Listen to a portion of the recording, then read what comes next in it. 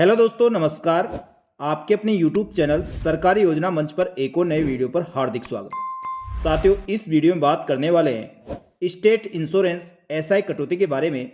साथियों, राजस्थान राज्य के प्रत्येक राज्य कर्मचारी को राज्य बीमा एसआई कटौती करना क्यों आवश्यक है, एसआई फर्स्ट डिक्लेरेशन क्या होता है और एसआई फ्यूचर डिक्लेरेशन क्या होता है, साथ ही एसआई कटौती कब, कितनी और कैसे करवाई जानी चाहिए, क्या सभी राज्य कर्मचारियों को करवाया जाना अनिवार्य है या नहीं। तो दोस्तों, इन सब के बारे में सटीक जानकारी इस वीडियो में दी जाएगी, इसलिए वीडियो को पूरा अंत तक देखें।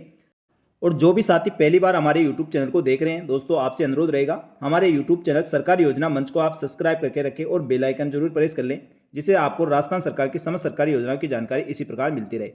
साथियों, राजस्थान सरकार में आपका चयन चाहे किसी भी पद के लिए हो, यानी किसी भी सरकारी नौकरी में आपका चयनित हुए हैं, तो दोस्तों आप सभी को राज्य सरकार में राज्य बीमा एसआई कटौती करवाया जाना अनिवार्य है।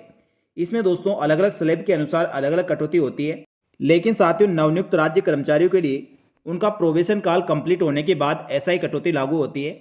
यानी दोस्तों, जो भी अभ्यर्थी पहले सरकारी नौकरी लगेगा उसका 2 साल तक प्रोबेशन काल होगा और प्रोबेशन काल में फिक्स वेतन देय होता है। साथियों, उस समय आपकी एसआई कटौती नहीं होती। जैसे दोस्तों आपका प्रोबेशन काल कंप्लीट होता है, यानी आपके 2 साल कंप्लीट होते हैं, उसके बाद जो भी प्रथम मार्च का महीना आएगा उस महीने में दोस्तों आपको फर्स्ट डिक्लेरेशन फॉर्म देना होगा, यानी एसआई फर्स्ट डिक्लेरेशन के लिए ऑनलाइन आवेदन करना होगा, जिससे मार्च मंथ की सैलरी आपकी जो अप्रैल मंथ में मिलेगी, वहां से दोस्तों आपकी एसआई कटौती शुरू हो जाएगी और एसआई में आपका बीमा हो जाएगा।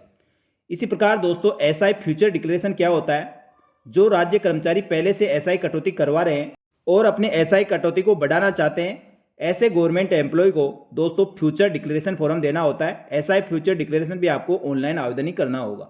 ऑनलाइन आवेदन करने के लिए अपने एसएसओ आईडी के माध्यम से स्टेट इंश्योरेंस पोर्टल पर जाकर, जो नया वाला पोर्टल है, उससे आप दोस्तों फ्यूचर डिक्लेरेशन के लिए ऑनलाइन आवेदन कर सकते हैं। ऑनलाइन आवेदन करने के बाद उसका आपको प्रिंट आउट लेना और प्रिंट आउट अपने डीडीओ को जमा कराना है।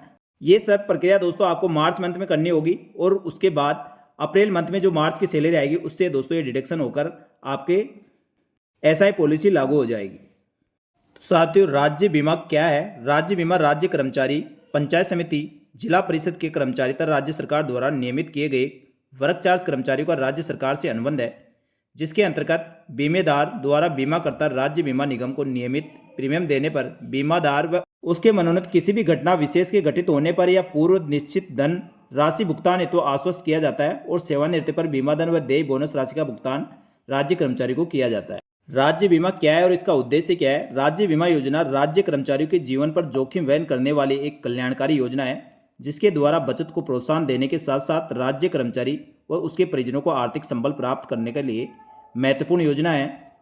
साथियों, आप एसआई कटौती तो आपका एक तो बीमा होगा और बीमे के साथ ही दोस्तों आपकी बचत भी होगी और आपकी जमा राशि पर राज्य सरकार द्वारा ब्याज भी दिया जाता है, जो 7% से लेकर 8% के बीच वर्तमान में चल रहा है। इसी के बीच दोस्तों आपको ये ब्याज भी देय होता है। साथ ही यदि किसी कारणवश राज्य कर्मचारी की मृत्यु हो जाती है तो दोस्तों उसको अच्छा खासा इसमें भुगतान किया जाता है। साथ ही और एक राज्य कर्मचारी को रिटायरमेंट पर इसमें काफ़ी अच्छा भुगतान मिलता है, क्योंकि दोस्तों इसमें आपका एक जमा पूंजी होती है, उस पर इंटरेस्ट दिया जाता है और बोनस भी दिया जाता है, जिस कारण से आपके रिटायरमेंट जो आपने 25-30 साल सर्विस करते हैं उसमें अच्छा खासा अमाउंट आपको लास्ट में एक मुश्त दिया जाता है। इसके बाद सवाल आता है कि राज्य कर्मचारी को ये बीमा पॉलिसी कब से करवानी होती है। तो साथियों, राज्य कर्मचारियों को एक बार राज्य की सेवा में आने के बाद 2 साल का आपका प्रोबेशन काल होता है और 2 साल पूरा होने के बाद जो भी अगला मार्च का महीना आएगा, मार्च के महीने से दोस्तों ये बीमित राशि के लिए आपको ऑनलाइन आवेदन करना होता है। इसके लिए मार्च माह से वेतन में से प्रीमियम की प्रथम कटौती की जाती है और कर्मचारियों के वेतन में वृद्धि होने तथा बीमा की खंड दर में परिवर्तन होने पर बढ़ी हुई दर पर प्रीमियम की कटौती आगामी मार्च माह में वेतन दिए जाने पर किए जाने का प्रावधान है। यानी साथियों, एक बार आपकी कटौती शुरू हो जाती है उसके बाद हर साल इंक्रीमेंट लगता रहता है, उसके अनुसार आपकी जो स्लैब बनती है स्लैब के अनुसार ये कटौती होती है। इसके बाद जो अगला सवाल आता है उसमें होता है कि न्यूनतम या अधिकतम कटौती कितनी करवा सकते हैं। तो साथियों, इसके लिए सरकार द्वारा एक स्लैब निर्धारित की गई है जो आपके मूल वेतन के आधार पर है। वो इस प्रकार है। साथियों, यदि आपका मूल वेतन 22,000 तक है तो आपको 800 रुपये कम से कम कटवाने होंगे। सेकंड स्लैब में दोस्तों 22,001 रुपये से लेकर 28,500 रुपये तक है तो न्यूनतम आपको 1,200 रुपये कटाने होंगे। तीसरा स्लैब होता है 28,501 रुपये से लेकर 46,500 रुपये तक, तो आपको न्यूनतम 2,200 रुपये कटवाने होंगे। चौथा स्लैब है 46,501 से लेकर 72,000 तक, तो इसमें 3,000 रुपये कटौती होगी। और साथियों, अगला स्लैब 5वां स्लैब है जिसमें आपको 72,000 से अधिक यदि आपकी मूल वेतन है तो आपको 5,000 रुपये कटाना होगा।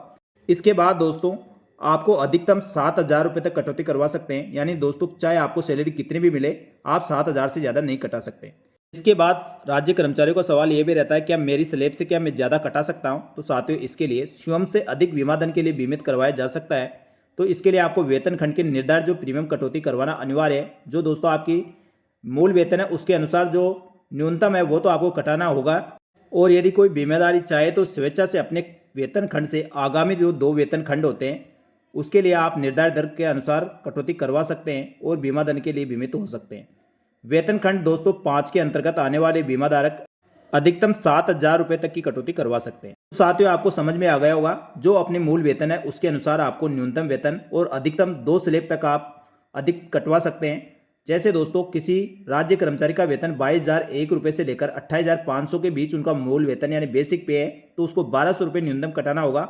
लेकिन दोस्तों इसके अगले 2 स्लैब तक वह बढ़ाकर भी कटवा सकता है यदि वह चाहे। तो आप दोस्तों 66,501 से लेकर 72,000 के बीच वाली स्लैब यानी 3,000 रुपये तक की कटौती करवा सकते हैं। और यदि किसी राज्य कर्मचारी की बेसिक सैलरी यानी उसका मूल वेतन 22,000 तक है तो उसको न्यूनतम 800 रुपये कटानी होगी। और यदि दोस्तों वह अधिक कटाना चाहता है तो 2 स्लैब तक आगे तक कटवा सकता है। यानी जिसकी 22,000 बेसिक है, मूल वेतन है, तो दोस्तों वह 2,200 रुपये तक की कटौती करवा सकता है। तो साथियों बिल्कुल आपके समझ में आ गया होगा। राज्य सरकार में नवनियुक्त कर्मचारियों को उसका प्रोबेशन काल कंप्लीट होने के बाद उसको एसआई कटौती करवाना जरूरी है। साथ ही जो पहले से गवर्नमेंट कर्मचारी है एसआई कटौती बढ़ाना चाहता है तो दोस्तों वह भी बढ़ा सकता है।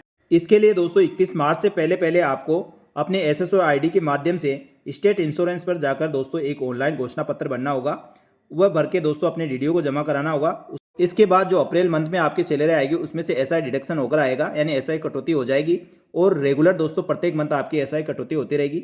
इसमें साथियों राज्य कर्मचारियों द्वारा अपने बीमा धन जो जमा होता है उस पर आप लोन भी ले सकते हैं। और लोन दोस्तों आपको जिस रेट से आपको इंटरेस्ट रेट दी जा रही है उसी रेट पे आपको लोन दिया जाता है। तो साथियों काफ़ी अच्छी सुविधा है। तो साथियों मेरा कहना तो यही है, राज्य कर्मचारियों को अपनी स्लैब से 2 स्लैब आगे बढ़ाकर ही कटौती करवानी चाहिए। इससे दोस्तों फायदा ये है, एक तो आपका इंश्योरेंस अधिक रहेगा, साथ ही दोस्तों आपकी बचत भी ज़्यादा होगी। और आप भविष्य में जब भी दोस्तों लोन लेना चाहे तो लोन भी आपको आसानी से इस पर मिल जाएगा। इसके साथ ही दोस्तों जो सैलरी में से आपकी एसआई कटौती होगी, एसआई कटौती से आपको इनकम टैक्स में छूट भी मिलेगी। जितनी राशि आपकी एसआई में कटौती हो रही है आपको 100% इनकम टैक्स में छूट मिलेगी। तो साथियों राज्य कर्मचारियों के लिए महत्वपूर्ण और अनिवार्य स्कीम है।